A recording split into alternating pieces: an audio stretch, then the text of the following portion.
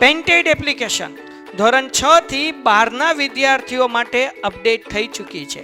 આ એપ્લિકેશનમાં શું છે? બધા જ વિષયના વિડીયોઝ છે. ગુજરાતની બેસ્ટ ફેકલ્ટી દ્વારા લાઈવ લેક્ચર્સ છે. આઈએમપી પ્રશ્ન છે, ટેસ્ટ સિરીઝ છે અને ગુજરાતના તમામ વિદ્યાર્થીઓ સાથે તમે તમારી કમ્પેરિઝન કરી શકો છો.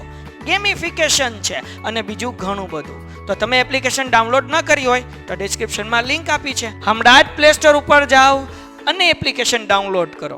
ઘરે બેઠીને સરસ મજાનું ગુજરાતની જોરદાર ફેકલ્ટી સાથે ભણો, સારા માર્ક્સે પાસ થાઓ. બિંદુ પાસે ચુંબકીય ક્ષેત્ર, આપેલા બિંદુ પાસે ચુંબકીય ક્ષેત્ર એ પસાર થતા પ્રવાહના સમપ્રમાણમાં હોય.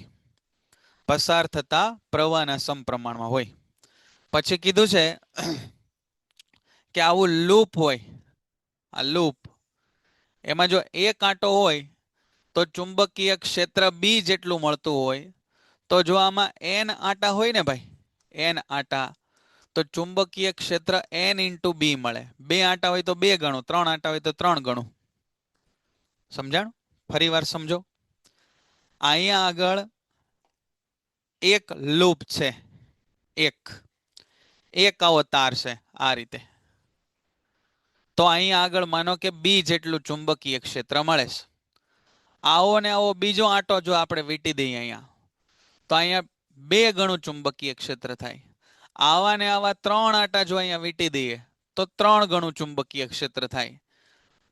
એનો મતલબ જેટલા તમે વધુ આંટા વીંટાળો એટલું ચુંબકીય ક્ષેત્ર વધે. બોલો, સમજાય છે બેટા આ વસ્તુ? અહીં સુધી ક્લિયર છે? ક્લિયર છે અહીં સુધી? સરસ, ચાલો, આભાર. બરાબર, ચાલો હવે અહીંયા જોઈએ. જો આપ અહીંયા જોઈ લ્યો, આ આકૃતિ જોઈ લ્યો. હમણાં એક વિડીયો બતાવું. એ વિડીયો અને આ સર્કિટ બે સરખી જ છે. તમે તમારા પુસ્તકમાં આવી જજો પેજ નંબર 201 ઉપર. એમાં આકૃતિ ખુલ્લી રાખજો. પ્રવૃત્તિ શું છે? તો કે વર્તુળાકાર રિંગમાંથી પ્રવાહ પસાર થાય ત્યારે એની આસપાસ ચુંબકીય ક્ષેત્ર કેવું જોવા મળે? જેમ કેમ આપણે ગજિયા ચુંબકમાં લોખંડનો ભૂકો ભભરાયો તો આપણને કંઈક આ પ્રકારની ભાત જોવા મળી હતી ગજિયા ચુંબકમાં. એવી રીતે આપણે જાણવું છે કે આ જે આ પ્રકારથી વર્તુળાકાર લૂપ છે એમાં ચુંબકીય ક્ષેત્ર કેવું. આ એમાં વિશેષ છે નહીં. એક રિંગ લીધી છે. આ આકૃતિ જુઓ બેટા, તમારા પેજ નંબર 201 ઉપર આ આકૃતિ તમે જુઓ ને જરાક. આ એક રિંગ લીધી છે. રિંગના 2 છેડે એક એક વાયર જોડીને બેટરી આરે જોડી દીધા છે. સિમ્પલ છે ને ભાઈ? આ સર્કિટ તમને ખ્યાલ આવે? આ એક બલ્બ લીધો મેં. આ બલ્બને અહીંયા બેટરી આરે જોડી દીધો, અહીંયા સ્વિચ રાખી. બસ આ તો સર્કિટ છે બેટા. આ બલ્બની જગ્યાએ બલ્બ કાઢી નાખ્યો મેં. આ બલ્બ કાઢી નાખ્યો અને બલ્બની જગ્યાએ કોઇલ જોડી દીધી. આવી આ કોઇલ જોડી દીધી અને અહીંયા આગળ છે એ પુઠ્ઠું રાખી દીધું એક, કેમ કે આપણે એક લોખંડનો ભૂકો છાંટો છે અહીંયા એટલા માટે. સિમ્પલ છે, એટલું અઘરું નથી. જોજો, તો લોખંડનો ભૂકો છાંટી દીધો. પ્રવૃત્તિ વાંચો તમે, પ્રવૃત્તિ 12.6. બરાબર. અને આ પ્રવૃત્તિનો પ્રશ્ન પૂછાવો થોડો મુશ્કેલ છે. તમને એવું પૂછે બેટા કે વર્તુળાકાર લૂપમાંથી પસાર થતા પ્રવાહના કારણે મળતી ચુંબકીય ક્ષેત્ર રેખાઓની ભાત કઈ રીતે જાણી શકાય? તો આ પ્રવૃત્તિ આપણે લખવી પડે. ફરીવાર, વર્તુળાકાર લૂપમાંથી પ્રવાહ પસાર થાય ત્યારે તેની આસપાસ મળતી ચુંબકીય ક્ષેત્ર રેખાઓની ભાત એટલે પેટર્ન કઈ રીતે મેળવી શકાય એ સમજાવતી પ્રવૃત્તિ દર્શાવો. ત્યારે આપણે આ પ્રશ્ન લખીએ. બોલો, સમજાય છે બેટા? હવે અહીંયા ધ્યાન આપજો સ્ક્રીનમાં. જો કેટલાને સમજાણું ને એ હવે ખબર પડશે. કાંઈ હશે ને બેટા શેડ્યુલ એ મૂકી દેશે. અત્યારે પેલા અહીંનું જુઓ. આ ધન ધ્રુવ છે, જોજો ધ્યાનથી. આ પોઝિટિવ ટર્મિનલ, આ નેગેટિવ ટર્મિનલ. એટલે પ્રવાહ આમ જશે, આ રીતે પ્રવાહ જતો હશે. બરાબર, આ રીતે પ્રવાહ છે જતો હશે આમ. આટલી બધાને ખબર પડી ગઈ? આ ખબર પડી ગઈ? ભાઈ હું ફરીને જ સમજાવું છું ક્યારનો. તમે ખાલી એ ધ્યાન રાખો. પ્રશ્ન હવે હું પૂછું છું. પ્રવાહ આમ પસાર થશે એટલે લૂપમાંથી આ રીતે પ્રવાહ પસાર થતો હશે. લૂપમાંથી પ્રવાહ આ રીતે પસાર થતો હશે. આમ જોઈ લેજો અહીંયા ધ્યાનથી. આમ ક્લોકવાઇઝ. બરાબર. હવે અહીંયા કેજો મને. આ જો આ આકૃતિ તમને યાદ આવી કે આ આકૃતિ છે ને એ આ છે. આના જેવું. આને તમે સમજી શકો કે અહીંયાથી બધે ચુંબકીય ક્ષેત્ર રેખા હોય. એમાં વચ્ચેની ચુંબકીય ક્ષેત્ર રેખા છે ને એ લગભગ સમાંતર હોય. હવે તમારે મને કહેવાનું છે બેટા કે આ જે સમાન રેખા અહીંયાથી દેખાઈશ તમને વચ્ચેથી આમ જાતી હોય અને બાકીના આ બધા નાના નાના સર્કલ છે આ રીતે. એમાં આ રેખામાં આમ આમ જતી હશે તો અહીંયા એન હશે અને અહીંયા એસ હશે. આને હું આપું નંબર 1.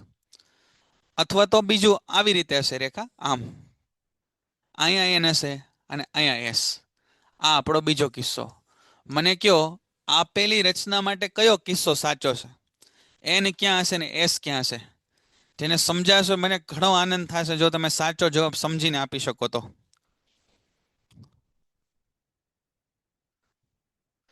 પ્રવાહ ફરતો રહે બેટા સર્કિટમાં. પ્રવાહ સર્કિટમાં ફરતો રહે.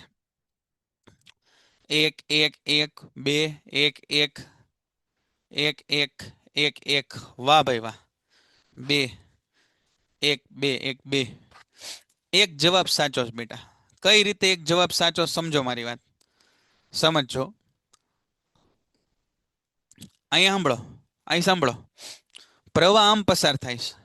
જુઓ તો. પ્રવાહ આમ પસાર થાય છે આમ. તો આંગળીઓને પ્રવાહની દિશામાં રાખો. આંગળીઓને પ્રવાહની દિશામાં. તો અંગૂઠો ક્યાં ગયો? આમ આમ. એનો મતલબ કે નોર્થ ક્યાં આવે સાહેબ? નોર્થ ક્યાં આવે? આમ નોર્થ આવે. તો આમ તમે ઉપરથી જુઓ તો તમને આમ દેખાય ને. આ સમજાઈશ તમને હું બોલ્યો? આ એકચ્યુઅલમાં લાઈન આમ અંદરથી જઈશ આમ આમ જઈશ. સમજાણું બેટા? ખ્યાલ આવ્યો? બરાબર. આવો પ્રશ્ન પૂછાવાની સંભાવના ઓછી છે. બરાબર. પણ આપણી સમજણ ક્લિયર હોવી જોઈએ. ખબર પડી? ધ્રુતિબેન જો સિમ્પલ વાત તમને સમજાવું. આ વાયર્સ કાલે લગભગ આપણે વાત કરી હતી. આ વાયરમાંથી જો આમ પ્રવાહ પસાર થતો હોય આમ આમ તો જમણા હાથની આંગળીઓને આમ વાળવાની. તો અંગૂઠો ક્યાં આવ્યો? આમ પાછળ. તો નોર્થ પોલ અહીંયા, સાઉથ અહીંયા. આમાંથી જો આમ પ્રવાહ પસાર થતો હોય આમ તો જમણા હાથની આંગળીને આમ વાળવાનું. તો અંગૂઠો ક્યાં આવ્યો? આમ. તો નોર્થ અહીંયા, સાઉથ અહીંયા. સમજાણું? સિમ્પલ છે. ચાલો આગળ જોઈએ. પછી આવ્યા સોલેનોઇડ. સોલેનોઇડ કોને કહેવાય એની ચર્ચા આપણે કરીએ. સોલેનોઇડ. સોલેનોઇડ અને ઇલેક્ટ્રોમેગ્નેટ બેની ચર્ચા આપણે મુદ્દા ઉપરથી કરીએ. સોલેનોઇડ અને ઇલેક્ટ્રોમેગ્નેટ. સોલેનોઇડ એટલે અલગ કરેલા વાહક તારને નજીક નજીક વીંટાળી અને બનતું ગૂંચળા આકારની રચના એને આપણે સોલેનોઇડ કીધું. જોવા રહ્યું. આ સોલેનોઇડની પરફેક્ટ આકૃતિ છે. આ સોલેનોઇડની પરફેક્ટ આકૃતિ છે. અહીંયા ધ્યાન આપજો. સોલેનોઇડ એટલે શું થાય? તો કીધું કે ભાઈ સોલેનોઇડ એટલે સોલેનોઇડ એટલે અલગ કરેલા તાંબાના તારને અત્યંત નજીક નજીક વીંટાળીને ઘણા વર્તુળાકાર આંટા વડે બનતા નળાકાર જેવી રચના. સ્પ્રિંગ તમે જોઈએ છે સ્પ્રિંગ. તો આ સ્પ્રિંગ જ છે બિલકુલ. સમજો આવી તાંબાના તારથી બનેલી સ્પ્રિંગ કે જેમાં જરૂર પડે ત્યારે પ્રવાહ આપણે પસાર કરીએ. પ્રશ્ન સમજો. સોલેનોઇડમાંથી વહેતા વિદ્યુત પ્રવાહના કારણે ચુંબકીય ક્ષેત્ર. પહેલું ભણ્યા આપણે સુરેખ પ્રવાહ ધારિત તારના કારણે ચુંબકીય ક્ષેત્ર. બીજું ભણ્યા આપણે વર્તુળાકાર લૂપમાંથી વહેતા પ્રવાહના કારણે ચુંબકીય ક્ષેત્ર. અને હવે બેટા આપણે અભ્યાસ કરીએ છીએ કે આવી વર્તુળાકાર વાયરની બનેલી લૂપ એટલે કે આવી નળાકાર રચના આ પ્રકારની આવી સ્પ્રિંગ જેવી રચના, જેને કીધું સોલેનોઇડ, એમાંથી વહેતા પ્રવાહના કારણે ચુંબકીય ક્ષેત્ર, બરાબર, એની વાત હવે આપણે કરીએ. ધ્યાન આપજો. અહીંયા શું કીધું? પહેલા તો વ્યાખ્યા યાદ રાખો. અલગ કરેલા તાંબાના તારને અત્યંત નજીક વીંટાળી બનતી વર્તુળાકાર વડે બનતી નળાકારને સોલેનોઇડ કહે છે. તાંબાના તારને અત્યંત નજીક વીંટાળી ઘણા વર્તુળાકાર આંટાથી બનતી નળાકાર રચના. જો વર્તુળાકાર આંટા, અહીંયા બાળકો ગોળ આંટા લખે છે. ગોળનો મતલબ અલગ થાય, વર્તુળનો મતલબ અલગ થાય. ગોળ આંટાનો મતલબ આવો થાય, વર્તુળનો મતલબ આવો થાય. વર્તુળ એટલે આ અને ગોળો એટલે આ. સમજાણું? તો આપણે વર્તુળાકાર આંટા વીંટવાના છે. બરાબર. વિદ્યુત પ્રવાહધારિત તારના કારણે સોલેનોઇડના કારણે રચાતી ચુંબકીય ક્ષેત્ર રેખાઓ આકૃતિ 12.10 માં આપી સારી. આ તમારે આકૃતિ યાદ રાખવાની છે. આ આકૃતિ જોતા તમને આ રચના કોના જેવી દેખાય છે? તો કે આ રચના તો સાહેબ ગજિયા ચુંબક જેવી દેખાય છે. તો જો અહીંયા લખ્યું છે કે આ રચના કોના જેવી છે? તો કે આ રચના ગજિયા ચુંબકને સમાન છે. આ રચના ગજિયા ચુંબકને સમાન છે. હકીકતમાં સોલેનોઇડનો એક છેડો ચુંબકીય ઉત્તર ધ્રુવ અને બીજો છેડો ચુંબકીય દક્ષિણ ધ્રુવ તરીકે વર્તે છે. એક છેડો ઉત્તર ધ્રુવ તરીકે વર્તે, બીજો છેડો દક્ષિણ ધ્રુવ તરીકે વર્તે. કઈ રીતે આપણને ખબર પડે કયો છેડો ઉત્તર અને દક્ષિણ? તો તમે જુઓ કે અહીંયાથી પ્રવાહ આવ્યો અને આમ ગયો આ રીતે. તો એનો મતલબ તમે અહીંથી જુઓ ને તો તમને સમઘડી દિશામાં લાગે. અને તમે જમણા હાથની આંગળીઓને જો સમઘડી દિશામાં વાળશો ને બેટા, સમઘડી દિશામાં, તો અંગૂઠો આમ જાય અને અંગૂઠો જ્યાં જાય ત્યાં નોર્થ આવે. એટલા માટે આ નોર્થ થયું. બરાબર. પણ જો હું આને અહીંયાથી જોઉં, આમ અહીંથી જોઉં, અહીંયાથી જોઉં ને હું અહીંયાથી, તો મને પ્રવાહ સમઘડી દિશામાં લાગે, સમઘડી દિશામાં. અને અહીંયાથી હું જોઉં ને તો મને પ્રવાહ વિષમઘડી દિશામાં લાગે, વિષમઘડી દિશામાં. તો અહીંથી સમઘડી દિશામાં આંગળી રાખો તો નોર્થ આમ આવે, અહીંથી આમ વિષમઘડી દિશામાં રાખો તો નોર્થ આમ આવે. આ દિશાઓ કાઢતા સમજાય બધાને? હા કે ના કયો તો ભાઈ? આ દિશાઓ કઈ રીતે નીકળે એ ખ્યાલ આવે છે? સોલેનોઇડ તારને વીંટાળી દેવાનો ગોળ ગોળ બેટા. તારને ગોળ ગોળ વીંટાળી દો એટલે સોલેનોઇડ બને. તારને ગોળ ગોળ વીંટાળો એટલે સોલેનોઇડ. આ તો આવો કવર કરેલો વાયર છે, પણ માનો કે આવો કોપરનો વાયર હોય ને આમ વીંટાળી દીધો, આ રીતે વીંટાળી દીધો આપણે આમ, છૂટું થોડુંક રાખો, આ સોલેનોઇડ બની ગયો. લ્યો, થોડોક ટૈડાઈ મૈડાઈ ગયો પણ છે સોલેનોઇડ, પણ ટૂંકમાં આમ ગોળ રહેવો જોઈએ. બરાબર. એ સોલેનોઇડ બની ગયો, એમાં કઈ કાઢી લેવાનું છે નહીં લાંબુ. બરાબર. ચાલ આગળ જો. સોલેનોઇડની અંદર, જો આ સરસ પ્રશ્ન છે, સોલેનોઇડની અંદરના વિસ્તારમાં ક્ષેત્ર રેખાઓ પરસ્પર સમાંતર એવી સુરેખા છે. જો સોલેનોઇડની અંદરનો વિસ્તાર તમે જુઓ, સોલેનોઇડની અંદરનો વિસ્તાર અહીંયા જુઓ. અહીંયા ચુંબકીય ક્ષેત્ર રેખાઓ કઈ રીતે છે? તો કે એકબીજાને સમાન એવી સમાંતર, એટલે અંદર આમ છે, અંદર ક્ષેત્ર રેખાઓ આ રીતે છે, આ રીતે. આવો પ્રશ્ન બોર્ડમાં પૂછાય કે સમાન ચુંબકીય ક્ષેત્ર દર્શાવો, તો આમ દોરાય. બરાબર. અંદર ચુંબકીય ક્ષેત્ર, ગજિયા ચુંબકની ચુંબકીય ક્ષેત્ર રેખા જ સમજો, ગજિયા ચુંબકની જ છે, જે દર્શાવે છે. જો અહીંયા લખ્યું છે કે સોલેનોઇડની અંદરના વિસ્તારમાં બધા બિંદુએ ચુંબકીય ક્ષેત્ર સમાન હોય છે. એટલે સોલેનોઇડની અંદરના વિસ્તારમાં ચુંબકીય ક્ષેત્ર કેવું હોય? સમાન હોય. આપણને એવું પૂછાય કે કોઈ એવા યંત્રનું નામ આપો અથવા કોઈ એવી રચના જણાવો કે જેમાં ચુંબકીય ક્ષેત્ર સમાન હોય. અહીંયા જુઓ, આ બધા પોઈન્ટ જુઓ, અહીંયા ચુંબકીય ક્ષેત્ર સમાન ન કહેવાય. અહીંયા ક્ષેત્ર રેખાઓ ગીચ એટલે ચુંબકીય ક્ષેત્ર વધારે, અહીંયા ક્ષેત્ર રેખાઓ ફેલાયેલી એટલે ચુંબકીય ક્ષેત્ર ઓછું. પણ અંદર બધી જગ્યાએ દરેક પેન્ટેડ એપ્લિકેશન ધોરણ 6 થી 12 વિદ્યાર્થીઓ માટે અપડેટ થઈ ચૂકી છે. આ એપ્લિકેશનમાં શું છે? બધા જ વિષયના વિડીયોઝ છે. ગુજરાતની બેસ્ટ ફેકલ્ટી દ્વારા લાઈવ લેક્ચર્સ છે, આઈએમપી પ્રશ્ન છે, ટેસ્ટ સિરીઝ છે અને ગુજરાતના તમામ વિદ્યાર્થીઓ સાથે તમે તમારી કમ્પેરિઝન કરી શકો છો. ગેમિફિકેશન છે અને બીજું ઘણું બધું. તો તમે એપ્લિકેશન ડાઉનલોડ ન કરી હોય તો ડિસ્ક્રિપ્શનમાં લિંક આપી છે, હમણાં જ પ્લે સ્ટોર ઉપર જાઓ અને એપ્લિકેશન ડાઉનલોડ કરો. ઘરે બેઠીને સરસ મજાનું ગુજરાતની જોરદાર ફેકલ્ટી સાથે ભણો, સારા માર્ક્સે પાસ થાઓ. બિંદુ એ ચુંબકીય ક્ષેત્ર સરખું હશે. બોલો, આ સમજાય છે બેટા? આ ખ્યાલ આવે છે?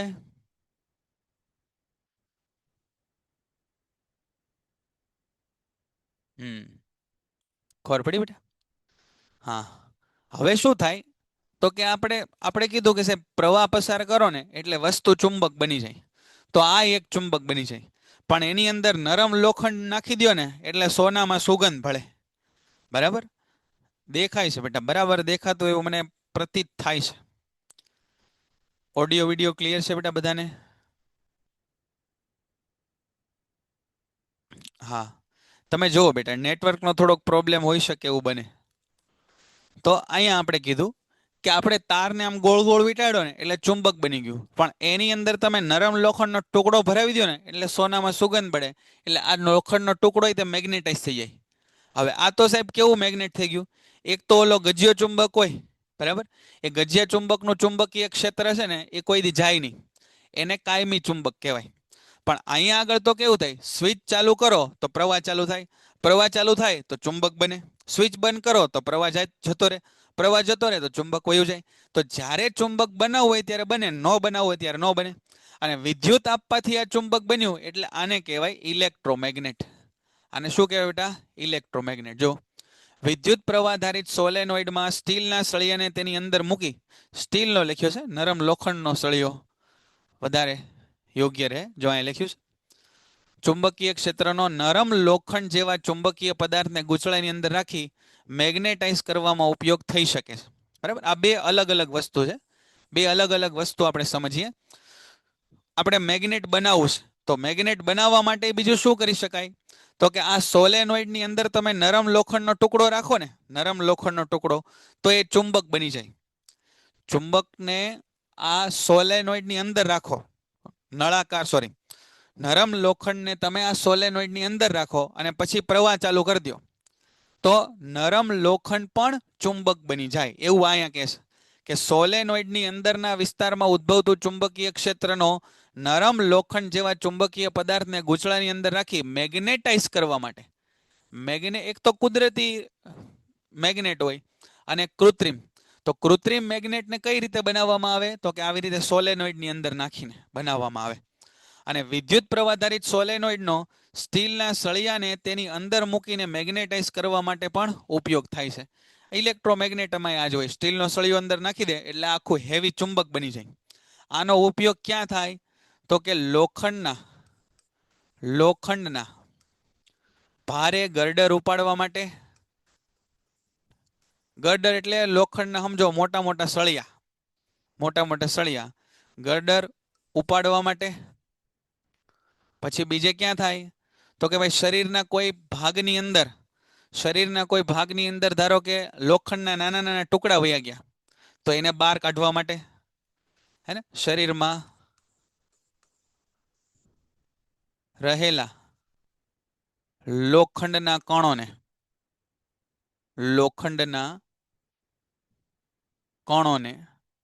બહાર કાઢવા માટે.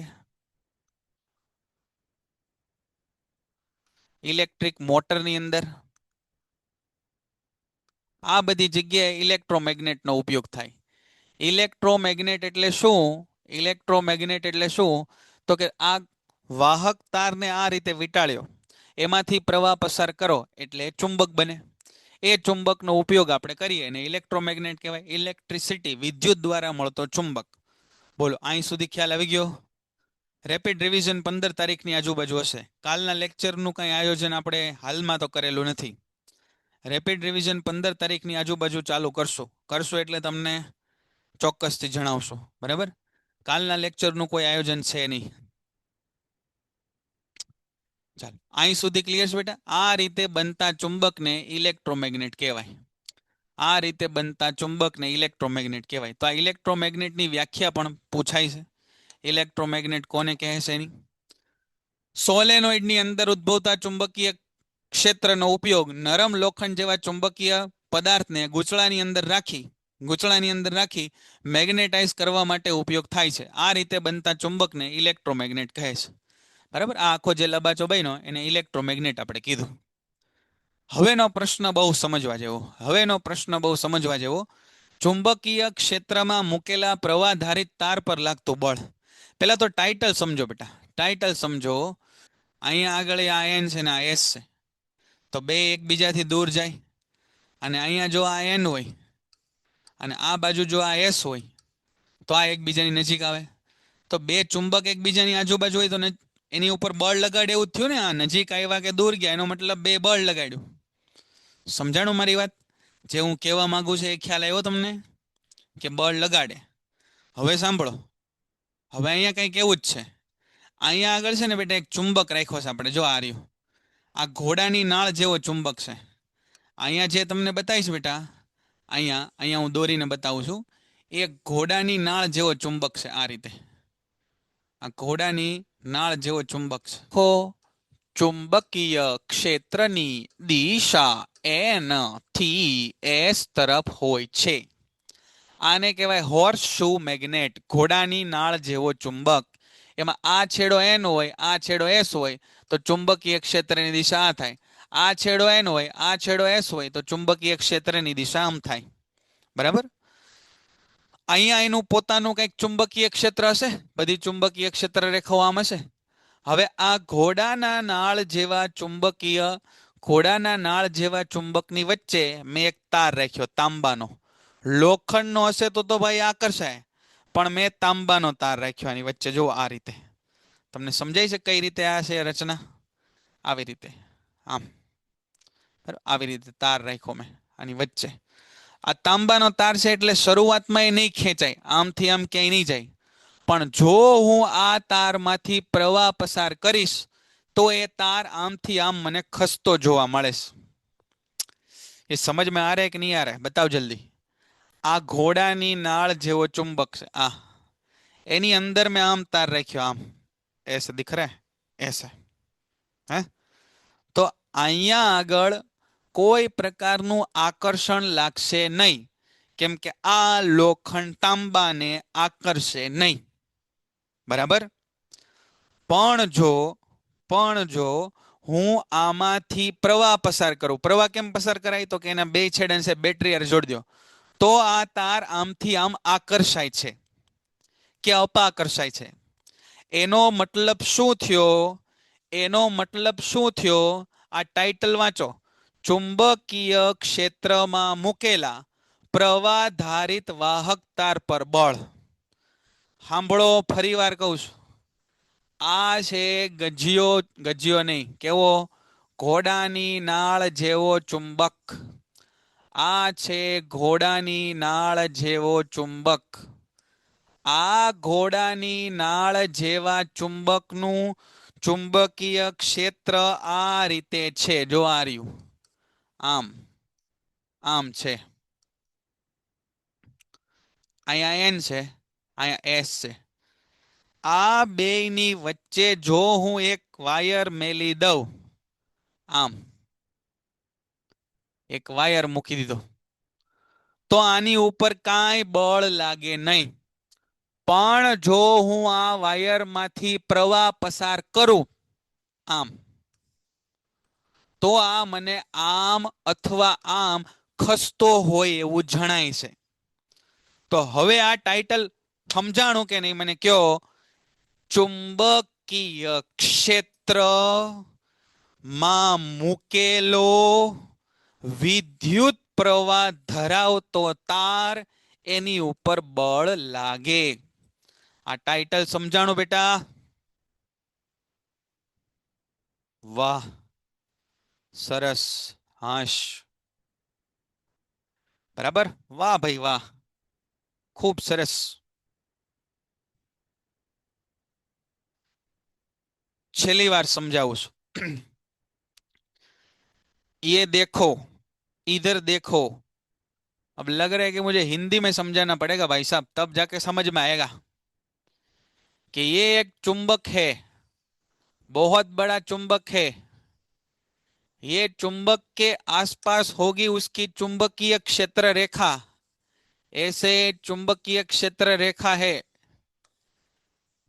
ये चुंबकीय क्षेत्र रेखा के अंदर मैंने वायर रख दिया।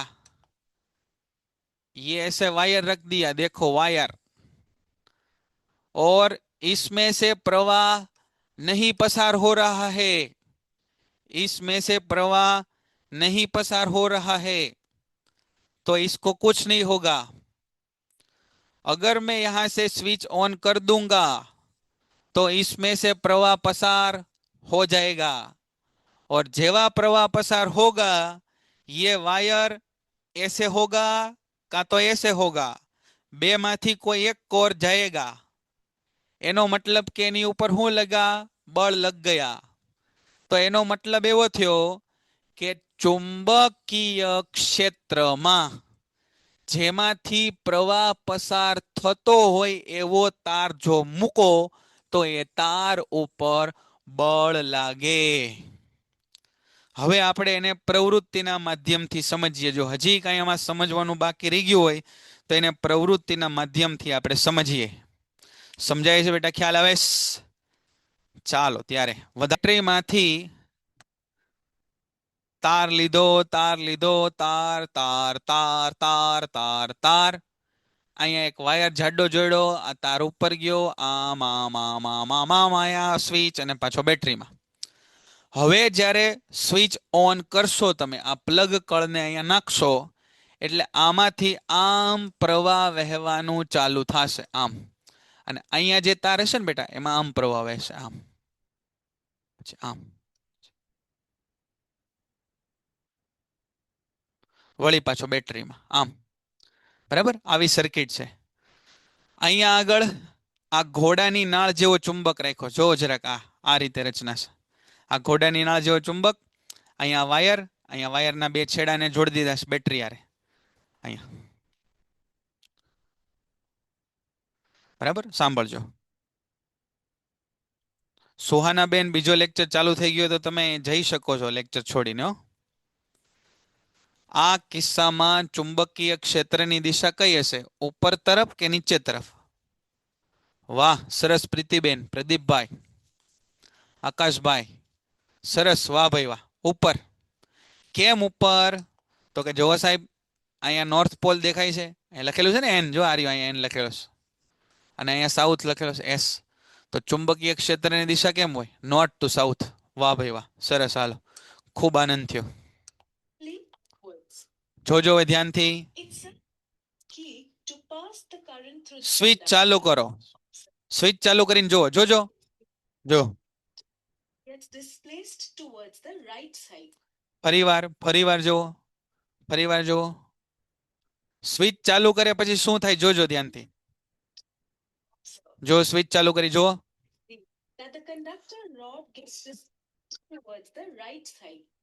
સમજાણું બેટા?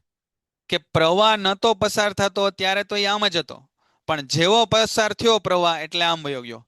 એનો મતલબ વિદ્યુત પ્રવાહ ધારિત તારને જ્યારે તમે ચુંબકીય ક્ષેત્રમાં રાખો ત્યારે એની ઉપર બળ લાગે. સમજાણું બેટા? હવે આ ટાઇટલ તમને સમજાણું? જો આગળ. The displacement of the rod suggests that a force is acting on the conductor. આનો ડિસ્પ્લેસમેન્ટ થયું એટલે કે સ્થાનાંતર થયું એ એવું દર્શાવે છે કે બળ લાગે છે. હવે પ્રયોગનો બીજો ભાગ એવું કહે છે કે જો આ બેટરીને ઊંધી કરી નાખો આમ, એટલે કે પ્રવાહ પહેલા જે આમ જતો હતો એની બદલે આમ જાય, તો આ તાર છે એ આમ જમણી બાજુ જવાની બદલે ડાબી બાજુ જાય. બરાબર? એટલે કે પ્રવાહની દિશા ઉલટી. અહીંયા ત્રણ વસ્તુ આપણે જોઈ. કઈ ત્રણ વસ્તુ જોઈ? ધ્યાનથી સાંભળજો. ત્રણ વસ્તુ આની અંદર ઇન્વોલ્વ થઈ. એક તો ઇન્વોલ્વ થયું બળ, બીજું ઇન્વોલ્વ થયું ચુંબકીય ક્ષેત્ર, અને ત્રીજું ઇન્વોલ્વ થયું પ્રવાહ, વિદ્યુત પ્રવાહ. અને આ ત્રણેય એકબીજાને લંબ હોય. એકબીજાને લંબ કોને કહેવાય? 3 વસ્તુ એકબીજાને લંબ કોને કહેવાય? સમજો. XYZ અક્ષ જોઈ તમે? XYZ અક્ષ જોઈ? જો આ 3 જો, આ 3 એકબીજાને લંબ કહેવાય. આ દંડી થોડીક મોટી આવી ગઈ, પણ પેન બીજી છે નહીં, કાંઈ વાંધો નહીં, સમજો તમે. પેન બીજી નથી દેખાતી. 3 એકબીજાને લંબ ખબર પડે બેટા? આને કહેવાય. 3 એકબીજાને લંબ ખબર પડે? આને કહેવાય. જો આ 1, આ 2, આ 3, હા 90 નો ખૂણો. આ 3 1 2 3, આ 3 એકબીજાને લંબ છે. એવી રીતે અહીંયા એવું કહે છે બેટા તમને કે ચુંબકીય ક્ષેત્ર, બળ અને વિદ્યુત પ્રવાહ 3 એકબીજાને લંબ હોય. હવે એ કઈ રીતે હોય ને એ આપણે નેક્સ્ટ લેક્ચરની અંદર સમજશું. આટલું કામ અહીં સુધી રાખીએ. સમજાણું બેટા? બધાને ખબર પડી? પેન્ટેડ એપ્લિકેશન ધોરણ 6 થી 12ના વિદ્યાર્થીઓ માટે અપડેટ થઈ ચૂકી છે. આ એપ્લિકેશનમાં શું છે? બધા જ વિષયના વિડીયોઝ છે. ગુજરાતની બેસ્ટ ફેકલ્ટી દ્વારા લાઈવ લેક્ચર્સ છે. આઈએમપી પ્રશ્ન છે, ટેસ્ટ સિરીઝ છે અને ગુજરાતના તમામ વિદ્યાર્થીઓ સાથે તમે તમારી કમ્પેરિઝન કરી શકો છો. ગેમિફિકેશન છે અને બીજું ઘણું બધું. તો તમે એપ્લિકેશન ડાઉનલોડ ન કરી હોય તો ડિસ્ક્રિપ્શનમાં લિંક આપી છે. હમણાં જ પ્લે સ્ટોર ઉપર જાઓ અને એપ્લિકેશન ડાઉનલોડ કરો. ઘરે બેઠીને સરસ મજાનું ગુજરાતની જોરદાર ફેકલ્ટી સાથે ભણો, સારા માર્ક્સે પાસ થાઓ.